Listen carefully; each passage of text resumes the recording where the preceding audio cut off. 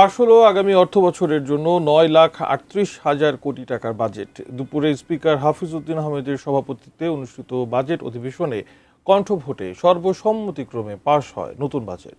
আগামীকাল 1 জুলাই থেকেই কার্যকর হবে নতুন সরকার এবং অর্থমন্ত্রী আমির খসরু মাহমুদ চৌধুরীর প্রথম বাজেট। আর জানাচ্ছেন গোলাম কাদের রবু। আমি এখন দাবি নম্বর 34 উত্থাপনের জন্য বাজেট পাশের দিন অধিবেশনের শুরুতেই বিভিন্ন মন্ত্রণালয় এবং বিভাগের জন্য নির্দিষ্ট পরিমাণ অর্থ বরাদ্দের প্রস্তাব বা মঞ্জুরি দাবির বিপরীতে ছাঁটাই প্রস্তাব আনেন বিরোধী দলের সংসদ সদস্যরা।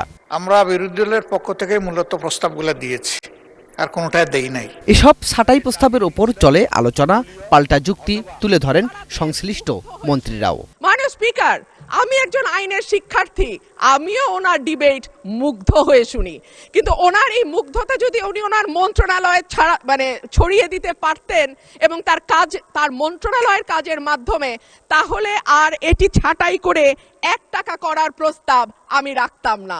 গত পরশু দেশের আইন শৃঙ্খলা পরিস্থিতি যেভাবে উন্নত হয়েছে সেটা ডাটা সহ, ক্রাইম রিপোর্ট সহ খাতওয়ারি বর্ণনা এখানে দিয়েছিলাম।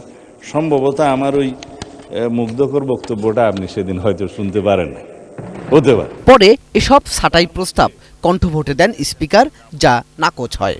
আমার মনে হয় না জয়যুক্ত হয়েছে, অতএব ছাঁটাই প্রস্তাবগুলো নাকচ হলো।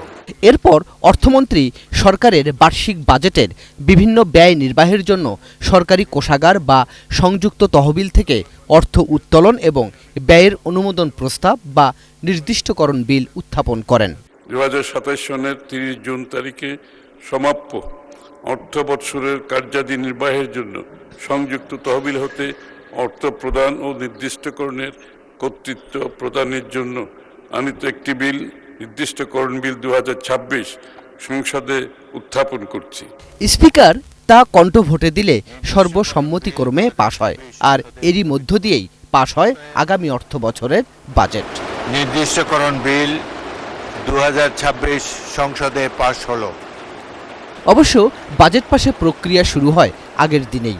বাজেটের কর ও শুল্ক সংক্রান্ত প্রস্তাব বা অর্থ বিল 2026 পাশের মধ্য দিয়েই।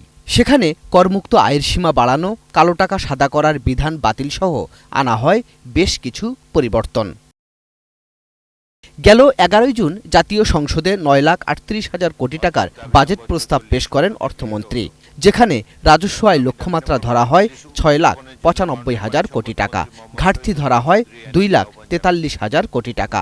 বাজেট প্রস্তাব পেশ করার পরের 18 দিন ধরে জাতীয় সংসদে চলে সরকারি এবং বিরোধী দলের আলোচনা সমালোচনা।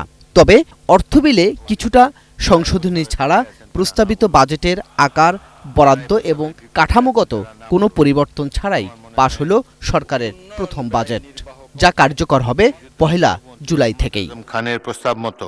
গোলাম কাদের রবু, এটিএন নিউজ, ঢাকা। অনধিক 7,515